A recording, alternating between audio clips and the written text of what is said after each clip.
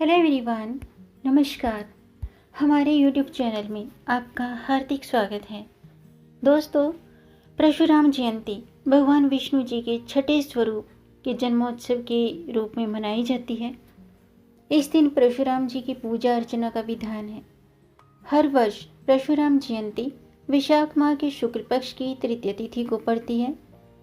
माना जाता है कि भगवान परशुराम का जन्म प्रदोष काल में हुआ था, इसलिए प्रदोष काल में जब तृतीय तिथि शुरू होती है तब परशुराम जयंती मनाई जाती है और इसी दिन अक्षय तृतीया का प्रसिद्ध त्यौहार भी मनाया जाता है।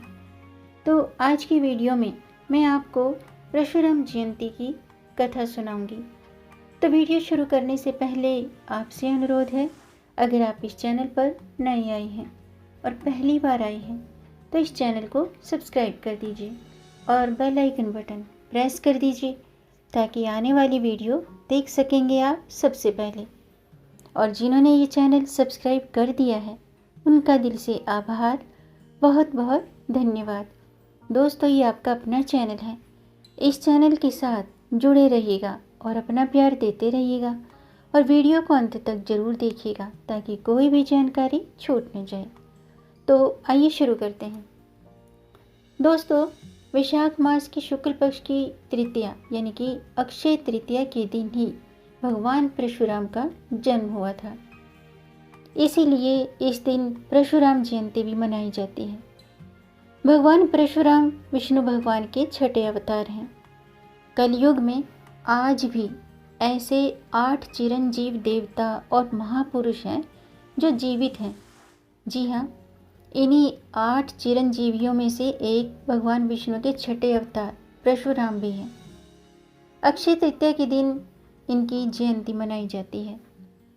भगवान शिव के परम भक्त परशुराम न्याय के देवता हैं। इन्होंने 21 बार धरती को क्षत्रिय विहीन किया था। यही नहीं, इनके क्रोध से भगवान गणेश भी नहीं बच पाए थे। परशुराम में अपने फरसे से वार करके भगवान गणेश जी के एक दांत को तोड़ दिया था परशुराम भगवान जी ने, जिसके कारण से भगवान गणेश जी एक दंत कहलाए। मत्स्य पुराण के अनुसार इस दिन जो कुछ दान पुण्य किया जाता है वे अक्षय रहता है, यानी कि इस दिन किए गए दान का कभी भी क्षय नहीं होता है। सतयुग का प्रारंभ अक्षय तृतीया से ही माना जाता है। पौराणिक कथाओं के अनुसार भगवान परशुराम का जन्म भृगुश्रेष्ठ महर्षि जमदग्नि द्वारा संपन्न उत्कृष्ट यज्ञ से हुआ था।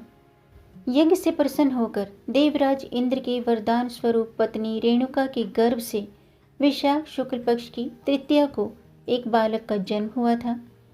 वह भगवान विष्णु के अवतार माने जाते हैं।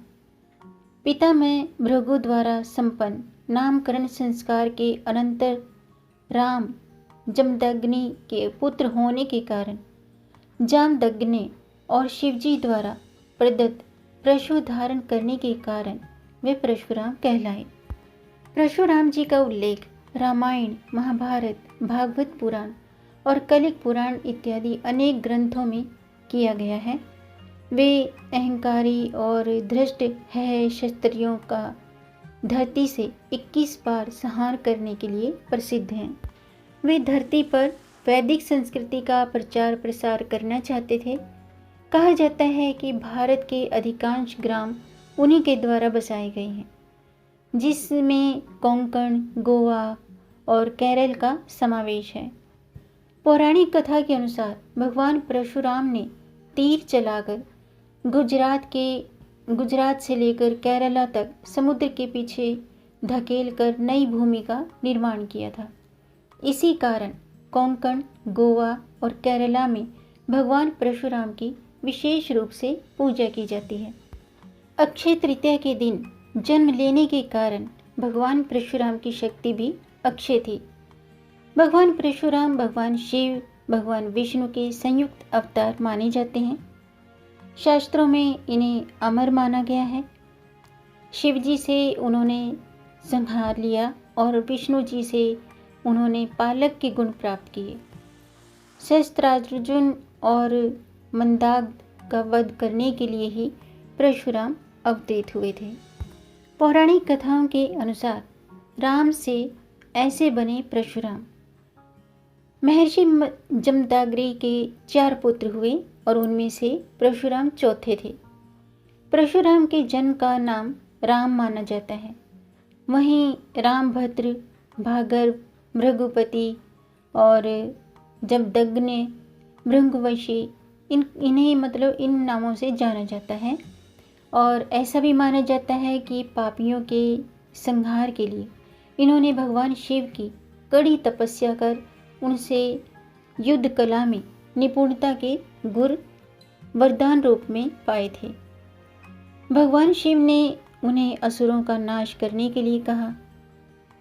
राम ने बिना किसी अस्त्र से असुरों का नाश कर दिया था। भगवान शिव से उन्हें कई अद्वितीय शस्त्र भी प्राप्त हुए। इन्हीं में से एक था भगवान शिव का परशु, जिसे फरसा या कुल्हाड़ी भी कहते हैं। ये इन्हें बहुत प्रिय था और ये हमेशा अपने साथ रखते थे, फरसा को अपने साथ रखते थे।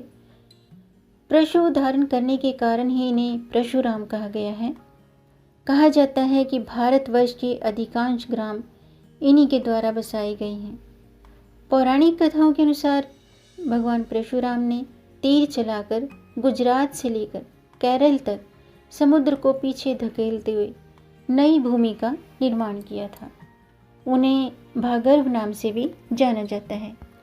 परशुराम जी को भगवान विष्णु का आवेशावतार भी कहा गया है, क्योंकि पौराणिक मान्यताओं के अनुसार परशुराम क्रोध के पर्याय रहे हैं। इन्हें अपने पति की हत्या के प्रतिशोध में इन्होंने हैहयवंशी क्षत्रियों के साथ 21 बार युद्ध किया था और उनका समूल नाश किया था। इसके पश्चात उन्होंने अश्वमेध महायज्ञ किया और संपूर्ण धरती को महर्षि कश्यप को दान कर दिया था। महाभारत युद्ध से पहले जब भगवान श्री कृष्ण संधि का प्रस्ताव लेकर धृतराष्ट्र के पास गए थे, उस समय भगवान परशुराम भी उस सभा में उपस्थित थे। उन्होंने भी धृतराष्ट्र को श्री कृष्ण की बात मान लेने के लिए कहा था। परशुराम का उल्लेख रामायण से लेकर महाभारत तक मिलता है। इतना ही नहीं, इनकी गिनती तो महर्षि वेदव्यास, अश्वत्थामा, राजा बलि, हनुमान, विभीषण, कृपाचार्य और ऋषि मार्कंडेय सहित उन 8 अमर किरदारों में से होती है, जिन्हें कालांतर तक अमर माना जाता है। आइए अब जानते हैं अक्षय तृतीया का पौराणिक महत्व। दोस्तों, इस पर्व से अनेकों पौराणिक बातें जुड़ी हुई हैं। महाभारत का युद्ध भी इसी दिन समाप्त हुआ था। भविष्य पुराण के अनुसार वैशाख महीने की तृतीया तिथि के दिन, यानी कि वैशाख पक्ष की जो तृतीया होती है शुक्ल पक्ष की, उस दिन से ही सतयुग और त्रेता युग की शुरुआत हुई थी। भगवान विष्णु के अवतार नर नारायण, हयग्रीवा और परशुराम जी का अवतरण भी इसी तिथि को हुआ था। ब्रह्मा जी के पुत्र अक्षय कुमार का आविर्भाव भी इसी दिन हुआ था और उत्तराखंड के प्रसिद्ध तीर्थ स्थल बद्रीनाथ धाम के कपाट भी आज के दिन ही खुलते हैं और इसी दिन से चारों धामों की पवित्र यात्रा भी प्रारंभ हो जाती है। वृंदावन स्थित श्री बांके बिहारी जी का जो मंदिर है, उसमें भी केवल इसी दिन श्री विग्रह के श्री चरण दर्शन करने का सौभाग्य प्राप्त होता है। बाकी पूरे वर्ष चरण वस्त्रों से ही ढक दिए जाते हैं। आइए अब जानते हैं अक्षय तृतीया का परशुराम जयंती का शुभ मुहूर्त। दोस्तों, साल 2021 में 14 मई को अक्षय तृतीया भी है और परशुराम जयंती भी है।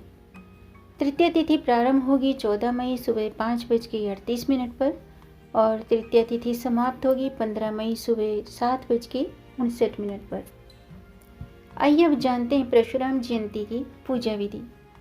दोस्तों, परशुराम जयंती के दिन सबसे पहले ब्रह्म मुहूर्त में उठकर स्नान के बाद साफ वस्त्र धारण करें और परशुराम भगवान विष्णु जी के अवतार हैं, इसलिए पूजा स्थल पर भगवान परशुराम जी की प्रतिमा रखें या फिर भगवान विष्णु जी की प्रतिमा रखें।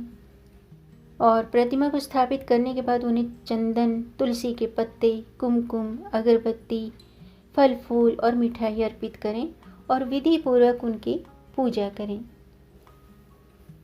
दोस्तों, शास्त्रों के अनुसार श्री हरि के अवतार विष्णु जी की पूजा आराधना करने से उत्तम संतान की प्राप्ति होती है और मनुष्य के जीवन में से संकट दूर होकर उनकी समस्त मनोकामनाएं पूर्ण होती हैं। पूजा में भगवान विष्णु जी के मंत्रों का जाप भी करना चाहिए और फिर शाम के समय प्रदोष काल में पुनः पूजा करके नैवेद्य अर्पित करें और इसके बाद भगवान परशुराम जी की व्रत कथा पढ़ें और अंत में धूप दीप आरती करके प्रार्थना करें कि वे हमें साहस प्रदान करें और हमारी सभी प्रकार के डर, भय, रोग से मुक्ति दें। आइए अब जानते हैं परशुराम जयंती के दिन किए जाने वाले कुछ खास उपाय। दोस्तों, भगवान विष्णु जी के छठे अवतार भगवान परशुराम जी को साहस का देवता माना जाता है, इसलिए आज के दिन इनकी पूजा में भगवान विष्णु और परशुराम जी को चंदन, तुलसी के पत्ते, कुमकुम, अगरबत्ती, फूल और मिठाई चढ़ाकर विशेष पूजन और व्रत रखा जाए। विशेष पूजा करके अगर व्रत रखा जाए तो कहते हैं कि व्यक्ति को जीवन में सफलता, साहस और बुद्धि का आशीर्वाद मिलता है। तो यदि आप भी परशुराम जयंती के दिन परशुराम भगवान के नाम से व्रत रखते हैं तो व्रत की कथा जरूर पढ़ें या सुनें। वैसे तो बहुत सी पौराणिक कथाएं हैं। उन पौराणिक कथाओं के मुताबिक पुराणों के अनुसार कार्तवीर्य अर्जुन नाम का एक राजा था जो महेशमती नगरी पर शासन करता था। राजा कार्तवीर्य और उसके अनेकों सहयोगी क्षत्रिय राजा मित्र विनाशकारी कार्यों में लिप्त थे और वह सब मिलकर अकारण ही निर्बलों पर अत्याचार करते थे और उनके अनाचार और अत्याचार से सभी जगह हाहाकार मच गया था। निर्दोष जीवों के लिए जीना कठिन हो गया था। इस तरह से सब दुखी होकर सभी ने दुखी होकर माता धरती से भगवान नारायण से और धरती और निर्दोष प्राणियों की सहायता करने के लिए विनती की। धरती माता से भगवान नारायण से और धरती और निर्दोष प्राणियों की सहायता के लिए विनती की कि माता धरती की मदद के लिए भगवान विष्णु ने परशुराम के रूप में देवी रेणुका और ऋषि जमदग्नि के पुत्र के रूप में अवतार लिया था।